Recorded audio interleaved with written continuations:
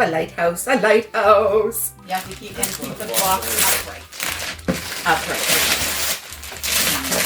Seems a shame to ruin all the paper, but well, what I guessed. What's on their pants? there you go. Oh.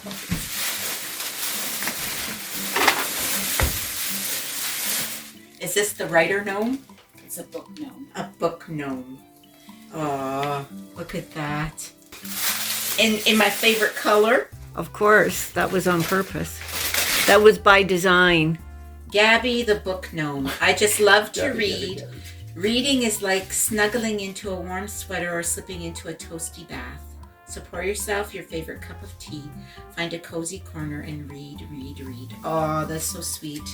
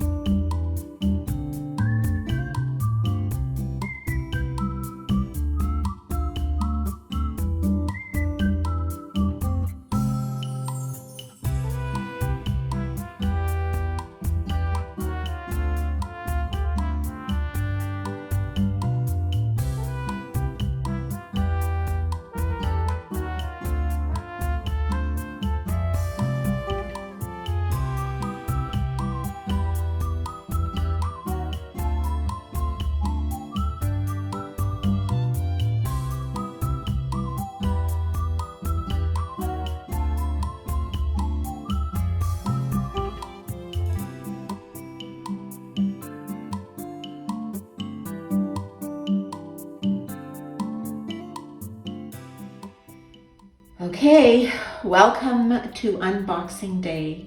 I'm very excited. I'm very emotional. I know this already.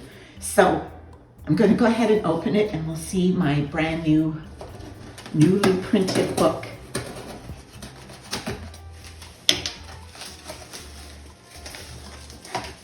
First, there's a lovely red piece of paper. Oh my goodness. Oh my goodness, it's a real book. It's an honest to goodness book. There's a front and there's a back. It's beautiful, a whole box of them. And this is, I've been waiting a very long time for this. Somebody, my good friend, told me I would be emotional, and guess what I am? Because yesterday I watched a bunch of other people's book unboxing and I bawled through the whole thing. So I'm happy. These are tears of joy because it's been a long time and I'm very, very pleased that the time has arrived. So welcome to the book unboxing of The Stones of Burren Bay.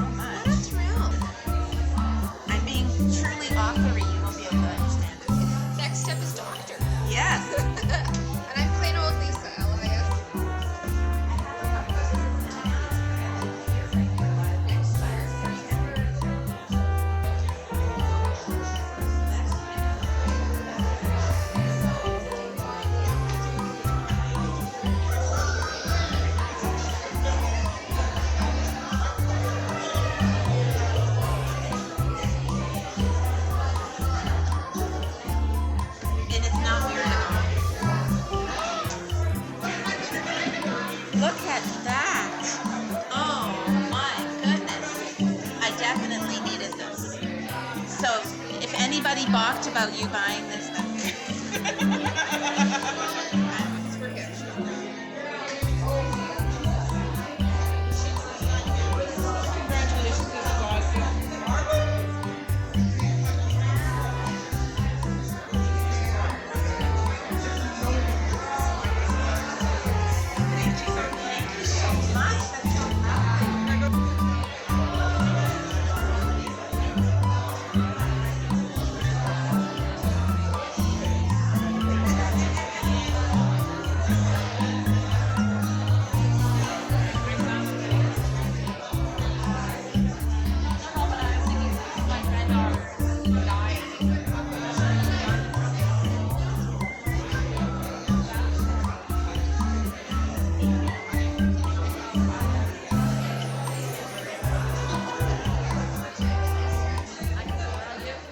We also welcome today all persons, those of all faiths, ages, political affiliation, of all races, all genders, those with disabilities, and those within the LGBTQIA+ community. We will not accept or tolerate discrimination or hate speech of any kind. We are listening and learning to improve ourselves and provide a safe and inclusive event for all. I'd like to welcome up publisher Heather Campbell from Latitude 46.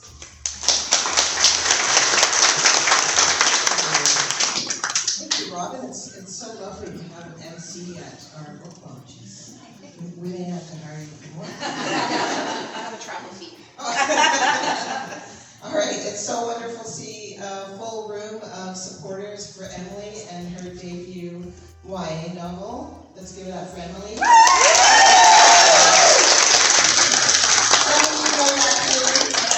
When the first book comes out, it's like giving birth to a creative story, the gift of storytelling that Emily has. So this is all about celebration today, and to celebrate with Emily in creating a story that lives on. This may be the launch, but this book goes on and on and on and on, and hopefully far and far and far. I just wanted to thank a few people as well. Emily for coming to Latitude 46 with her story. I fell in love with it when I first read it. It's our second YA novel, and it captures very much Northern Ontario, and I think a lot of people, young and old, can really relate to this story, so that's why we love it. I just want to give a shout out to Lindsay Mayhew, who helped edit the book. She's not with us right now. She's down in Guelph doing her master's in literature.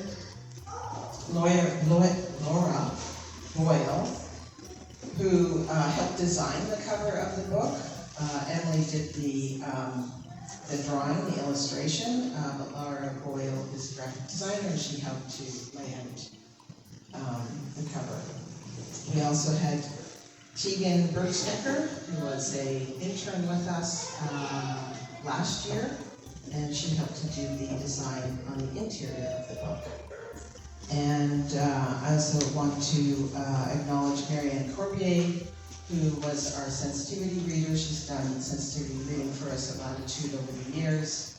And when we talk about land acknowledgement and reconciliation, these are the steps that publishers get to do, and it's to make sure that we do have Indigenous characters, that they reflect the true representation of Indigenous people, especially on entertainment. And lastly, just to recognize River Street Writing, who is our new publicity firm, and they're just knocking it out of the park right now with Emily. And we have a whole bunch of reviewers. It was Pub Day, and she had all kinds of bookstagrammers posting today, happy publication day. So those are just a few people. There's lots of people that get involved in making a book, and I couldn't list them all here, but there's a few that I think make a difference in making this beautiful book. So I will hand it back over to our MC. Thank you.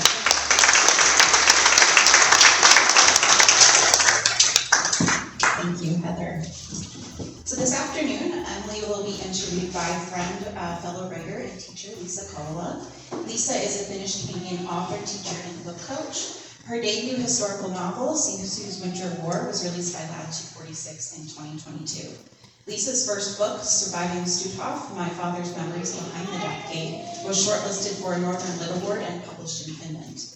Lisa recently won first place in Geist's 18th annual literary postcard short story contest. She is currently researching for her next novel, set on BC's Swintula Island, while keeping her eye on emails for news about 2 other manuscripts that she's querying. Lisa's work is inspired by her Finnish heritage and the northern landscape she calls home. Let's welcome Lisa.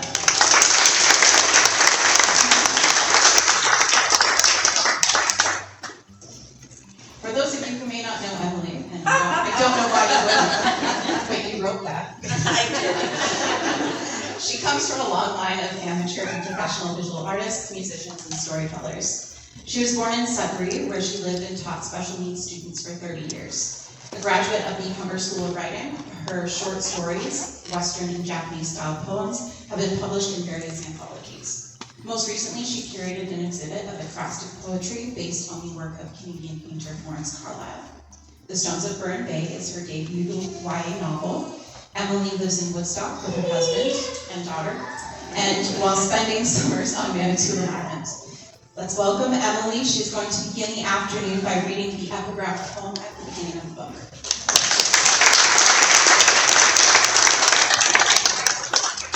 I hear from different people, oh, I don't read the epigraph, or I don't read the prologue, so I'm going to. And then we'll talk a little bit later about it. It's called Of Wood and Stone. She plants a seedling in a divot of rich, warm soil with hopes and dreams of a sturdy trunk, long limbs, and copious green leaves to drink the sun. She circles the hole with limestone shards, stones to mark the spot, some sharp and pointy, others worn smooth by wind and rain. The stone circle sits. She waters and feeds her sapling, watches it grow ring on ring, a toughening of bark around its core, taproot growing toward gravity, and still the stone circle sits. She reclines under her tree, in its summertime shade, picnics and books, blankets and naps, swinging high from its branches, and still the stone circle sits. She cuts down her tree in its old age, hundreds of linear feet of wood for fire and furniture, for a small, narrow box to hold a painter's brush, and still the stone circle sits. She consumes her tree and its utility.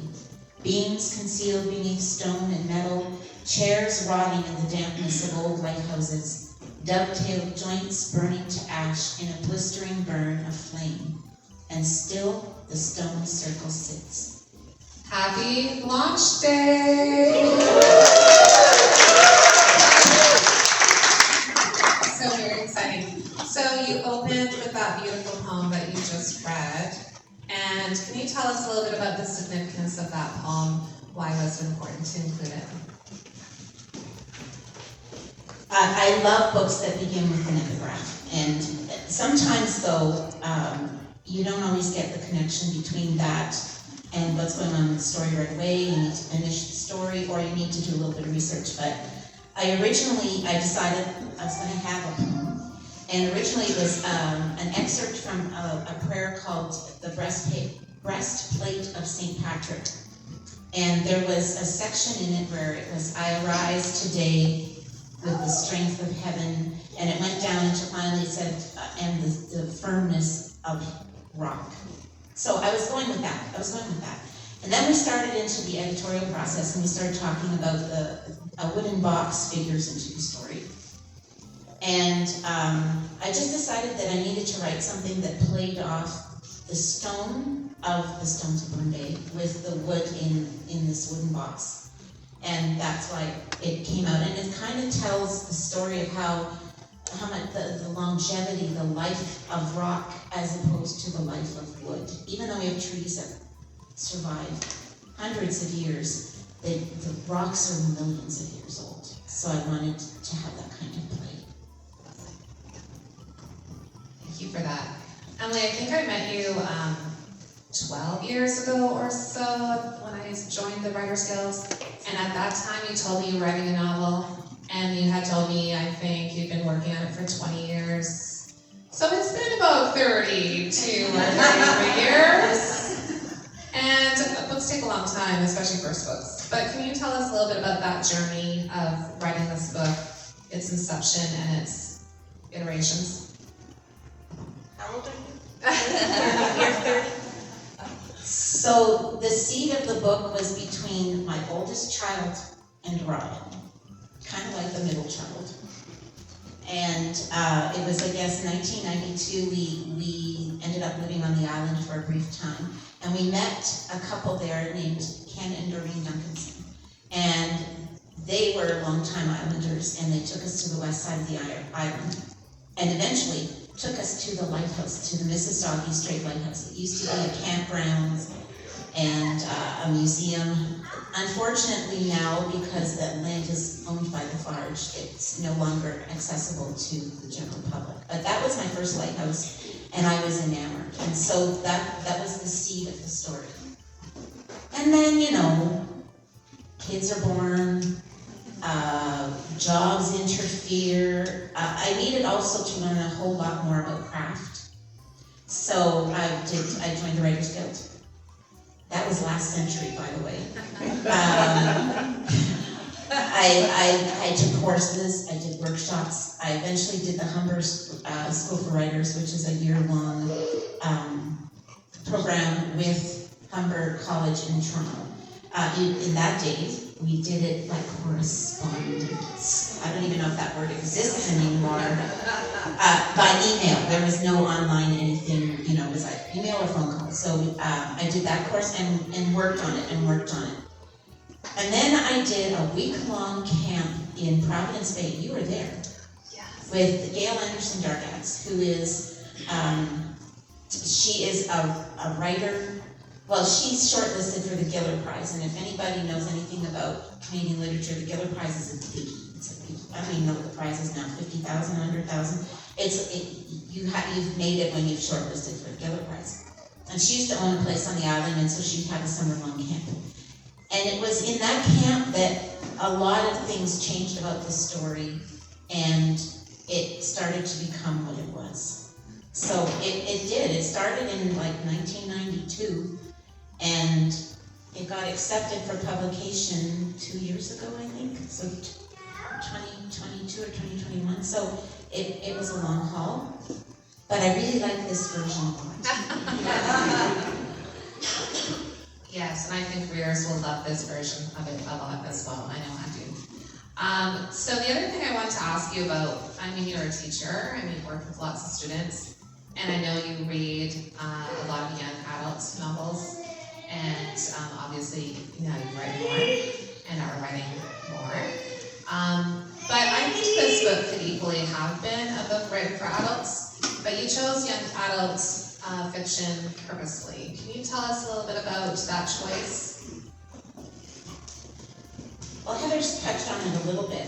The one thing that defines a YA, or young adult or teen book, is it's from a young adult perspective. It's a teenager's perspective. And it's a marketing tool. For whom is this book okay to read? So it's a little bit of a guide for educators and for parents. But really, I would say, in good YA literature, that's it. That's all that makes YA. It's still a really strong story. In fact, YA has a reputation for having a lot more diversity than adult literature. It has a faster pace. It's character-driven. So there's a lot of really good things for readers about YA. And in fact, in a 2023 market survey, January of this last year, 2023, something like 55% of all YA is bought by people over 18 years of age. I am one of those people over 18 years of age, well over 18. And of that 55, 78% buy it for themselves. So there are a lot of adults reading YA. And it's because they're good books, just like a lot of adult books. So I was a YA librarian before before I was a teacher, and I just really got attached to the kind of characters, and there is a little bit of nostalgia, I'm not gonna lie. There's a lot of going back to when, back in the day when we were kids, so I like the form, I read a lot of the form, and it seems like a natural progression. Great, thanks so much for that. So there are several different themes in this book, and one of them is artistic identity, which I think the writers in the room and the artists can relate to. Maybe you can tell us a little bit about that. But also themes of belonging and family relationships. All three are themes that I think show up often in young adult books, but maybe you can tell us a little bit about the thematic issues. I mean, that's kind of a regularly thing to talk about, isn't it? But I think it's sort of integral to the story. So the story is genre-wise, it's considered magical realism. And magical realism just means there's something extraordinary within an ordinary setting. And in this case, it's Celtic spiritualism that threads through the story. So as I was reading that through, it just connected to so many things about who we are as individuals. What is it that we rely on to identify who we are? And I know in schools, a lot of times it's he's really good at basketball, or she's really good at floor hockey. And the arts aren't, whether we like it or not, are not as supported in the education system today as science and other subjects. So I was really strongly wanting to have something to do about art identity. And in this horrible world sometimes, I shouldn't say it's horrible, in a world where there's a lot of horribleness going on, I think I needed to talk about something that can help people deal with trauma, can help people deal with dysfunction, whether it's at the family level or globally or politically. And so that's why I really wanted to talk about how art can give you a sense of identity, but it also can give you that sense of belonging. And they kind of go hand in hand, and why literature always talks about that, finding yourself. And that's about who you belong to. In the story, it's not where the main character Nori belongs isn't necessarily in a traditional mother, father, 3 children, and a dog family. And what becomes her family by the end of the story is unique. So the belonging is about it for adults too. Where are my people? And I think that's what that whole belonging strength is about. It evolved. It started way back. Kelly Brennan, when you were Kelly Brennan, you read it when it was just a ghost story, and it's become so much more. And I think that the themes just became more and more enriched. And I think that's what makes this story. Yeah, thank you. So we know that you have a really strong connection to Manitoulin Island. You mentioned Providence Bay Writers, but you're also building there currently. And you had that really early trip that you mentioned earlier about going to the lighthouse and falling in love with the lighthouse. So, I think most people who have Northern Ontarians and others see Manitoulin Island as a really idyllic, lovely place in the north. So can you tell us a little bit about how you tried to convey that place in your story, and how that, in a way, is character, isn't it? And represents lots of other things like cultural identity and art and all of those things. I think I first went to Manitoulin Island when I was, I don't know, Karen will remember, I maybe was 6 or 7. I was pretty young. I was 5, she says, from the back. Yeah. That, by the way, was 55 years ago. Because I just turned 60. And then it was always a part of my mind. It was, we would go and visit. Then we went and lived there for a little while when my family was younger. And then we had a trailer there, and then we bought property. So it's always been a part of my life. Every summer, Manitoulin Island has been. It's people say this when they go to the island, when you cross the bridge, it's like that, a whole different feeling. Like you kind of just go, And I wanted that to come across in the setting. And you're right, the setting or the landscape is a character. And it will change with the story because there's two timelines in this story. You see Manitoulin Island in 1892, and then you see it in the present day.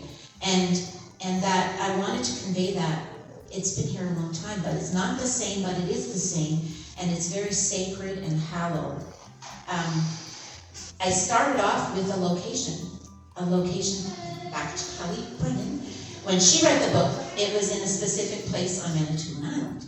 And it was only when we went to the writer's camp with Gail that she said, oh, if you have a fictitious place, you have so much more flexibility. And she was 100% right. So Burren Bay is actually a fictional bay inspired by all the bays on Manitoulin Island. And I have seen every single bay on Manitoulin Island. My husband and I have explored every inch of the island. And we've seen every lighthouse. And so the setting became a conglomerate of everything I loved there, but without being tied to a location and to perhaps a small community that thinks they see themselves in every character you create, because that's also a danger. Or I needed my 15-year-old protagonist to be at a lighthouse that in reality was a 45-minute car ride away. So creating this fictitious place allowed me to tell the story that Manitoulin Island was calling me to tell. There are a few Indigenous characters in the story. I was really concerned about appropriation of voice, which is a huge thing we talk about in the writing world. But after conversations with Heather, I realized the diversity is the community. We live in diverse communities. I may not be Indigenous myself, and my protagonist therefore may not be. But that's freed me up to have Indigenous characters within the story. And that just was perfect on Manitoulin Island, because it's Turtle Island, it's Spirit Island. That's its origin, its heritage before settlers ever came. So it became very spiritual and at the same time fictional, so it allowed me some flexibility. Emily, when people are coming to get your book at the front, they're also seeing a little tea bag. I don't know if everyone knows the story about the tea bag. Do you want Emily to tell us? Yeah. If you have not received your free bag of tea with your book purchase, you can simply go to back table and somebody will get you one. There's a tea room in the story.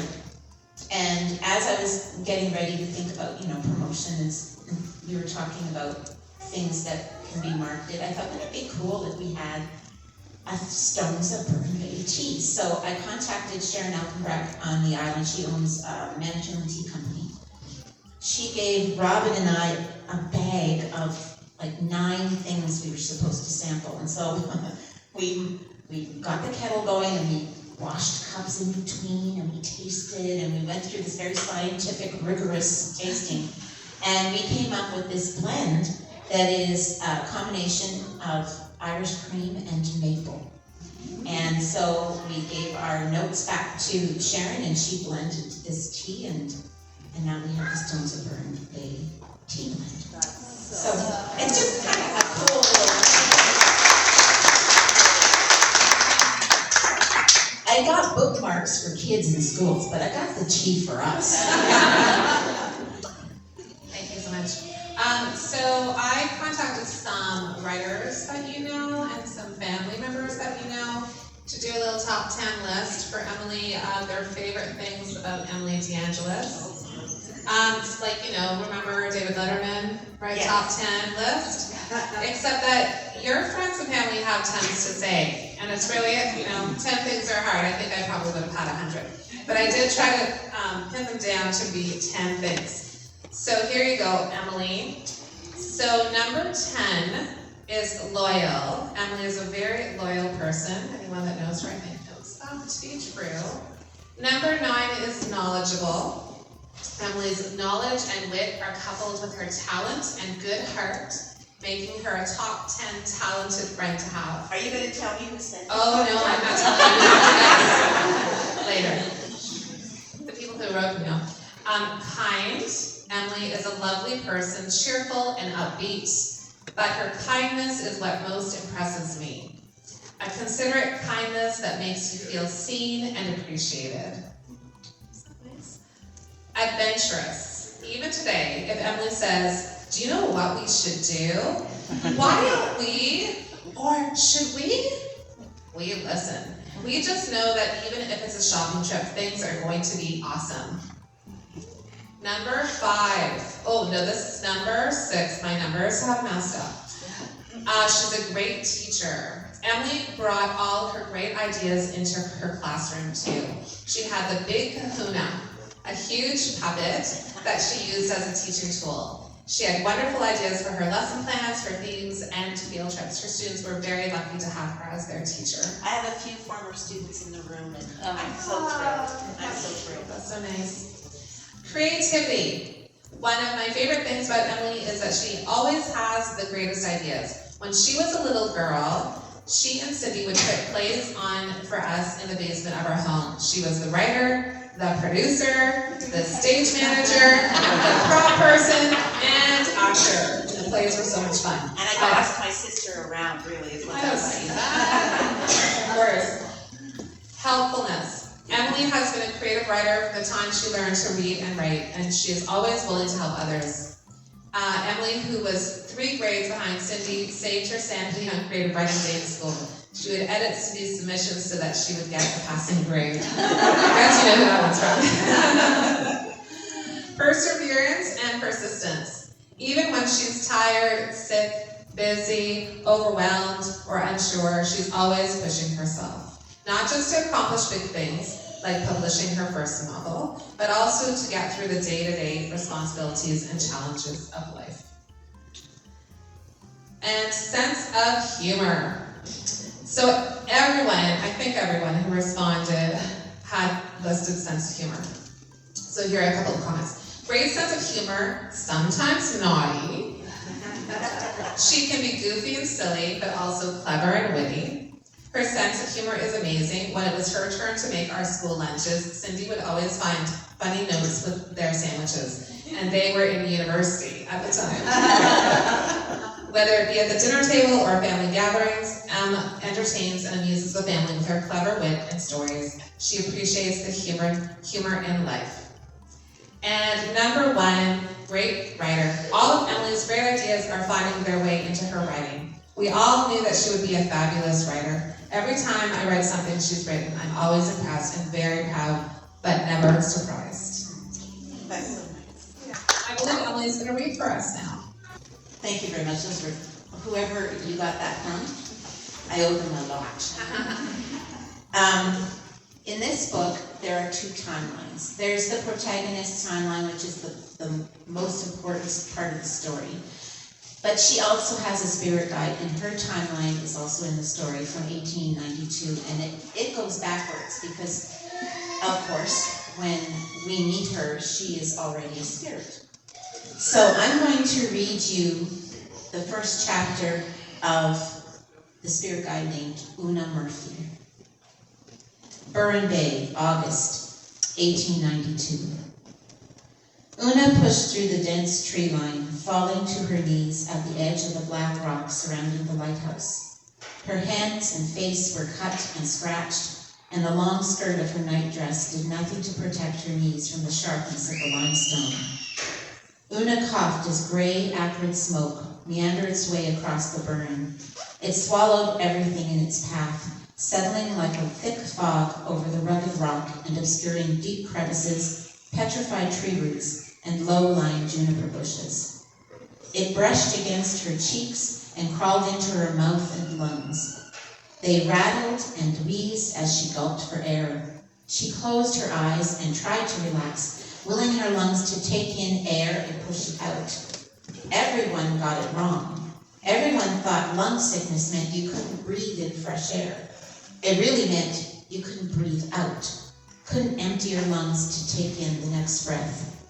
It was like drowning dry. The foghorn blew.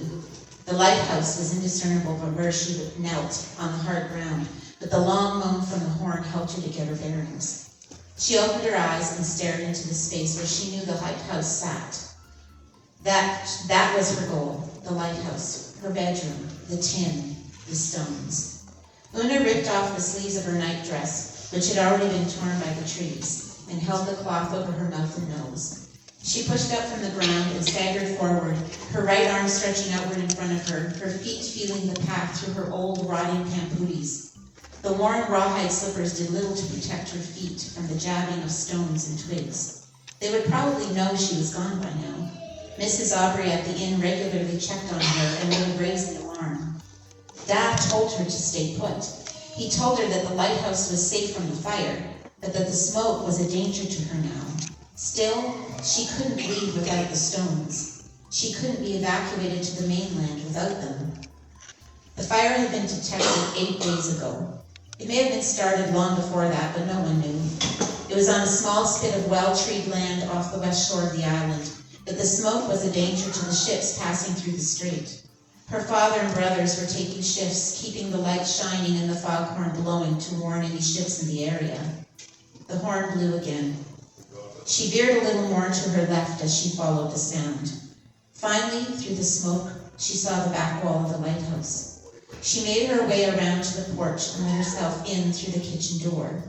She closed it behind her and leaned against it for a few minutes, collecting herself and taking breaths without the cloth in front of her face. Inside, she could still smell the smoke and see a light haze in the air. The old building was not sealed tightly against the wind or smoke, but the air was much cleaner inside. She noticed dry food on plates in the sink and in a frying pan on the wood stove.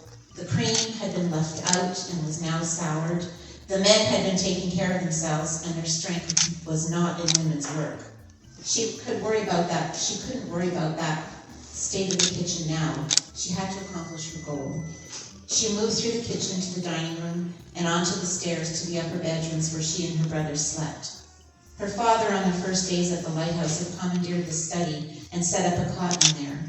She took the smallest of the bedrooms, while her 3 brothers bunked in the second bedroom together. The wooden stairs were steep, like a ladder moving up into the lower levels of the lighthouse. Afraid of tripping and falling, she gathered her nightdress into her left hand and hauled herself upstairs with her right hand on the rail. She stopped 3 times to cough and clear her throat and lungs. The coughing and the climb exhausted her, and on the top step she leaned forward, struggling to breathe. When she calmed, she climbed the last step to the second floor. The haze from the smoke was a little thicker on this floor, although still better than the outdoors. She moved to her bedroom, to the dresser in the far corner. In the bottom drawer, she pulled out a can with bright red letters that read, Tetley Tea. The lid had bright yellow and red edging with a picture of an elephant's head stamped in the middle. Ceylon black tea imported from India. She removed the lid and checked inside. The scent of the tea still lingered along with the pungent odor of charcoal and tanned leather. She could see the pouch containing the stones at the bottom of the can and breathed a sigh of relief. She replaced the lid, thankful that she had the tin in her hands again. Una moved quickly out of the bedroom and carefully negotiated the stairs back down to the ground floor. She felt a fleeting moment of anger, thinking of the cleanup she would have to do when the fire was over and she was back at the lighthouse. But for now, she needed to get back to the inn, out of the smoke. She wet the cloth she had been holding over her face in a pail of water on the counter and made her way out of the kitchen into the haze. The horn blew again as if announcing her departure. She moved carefully around the building and back toward the pathway to the village. She was giddy now, and a little lightheaded as she made her way across the stone pavement. Her eyes were burning, and she had to make frequent stops to double over and cough. In her weakened state, she did not move carefully anymore. She found every sharp stone with the arches of her feet and tripped over every plant cover that grew along the rocks. Suddenly, she stepped into a small crevice and felt her ankle turn. She lost her grip on the tea tin, and it flew forward, tumbling into a much larger crevice ahead of her. She screamed, not from the pain pushing up from her foot to her hip, but from the fear of losing the stones when she was so close to safety. She tried to pull her ankle out of the crevice, but it was held fast by vines and twigs jammed into the crack. No, this couldn't be happening.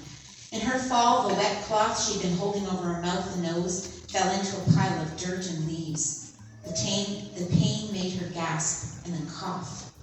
She wiggled her foot through the pain and finally released it. She began crawling on her belly across the rock, where the smoke was thinner, toward the crack where the tea tin fell. She stopped a few feet from the crevice when she could go no further, only able to lie gasping for air in between fits of coughing. Within seconds, she stopped struggling.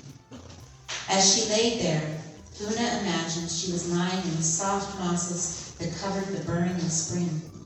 She could smell the sweet scent of flowers she picked for land when she was a young girl, running through the rocky meadows, through flora and fauna. She thought she saw her mother walking towards her long red hair floating loosely around her shoulders.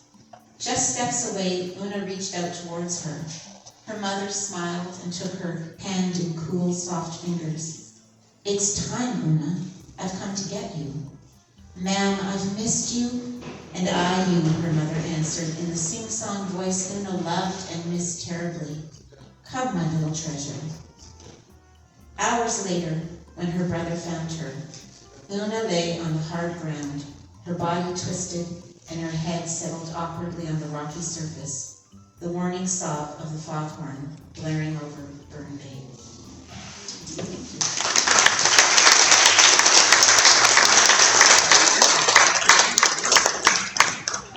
Clap for her one more time.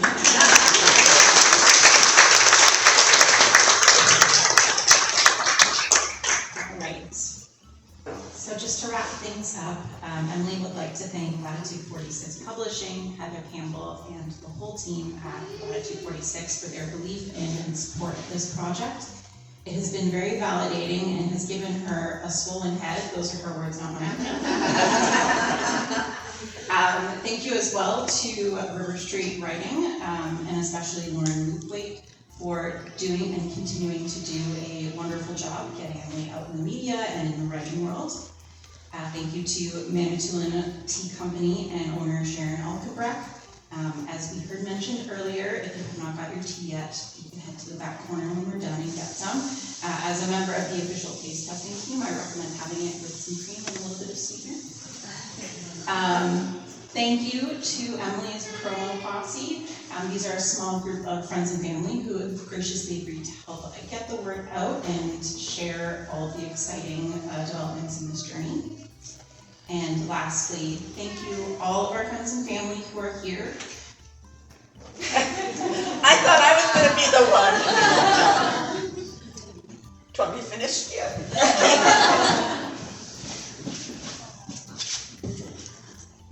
I just have to find it.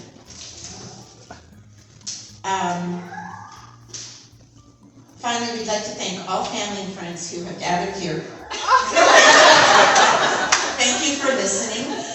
As a little thank you, there are book plates on the tables that in the center of the stones for each of you to take and put in whatever book you like. It's a lighthouse haiku, so it's that theme, so you might want to put it in stones for me. You're good to go? Yeah. Okay. I'm finished. Okay. Books are available at your favorite bookseller or directly from Latitude 46 online. Please share with others on social media. Help get the word out about the book and gather her readers and her audience. If you have not got your book signed yet, you can head again to the back corner after this and we will sign your book. And we have some cake to celebrate the Stones of Burren Bay's book birthday, as well as some coffee and tea and water. So please stick around and enjoy, and thank you again for coming.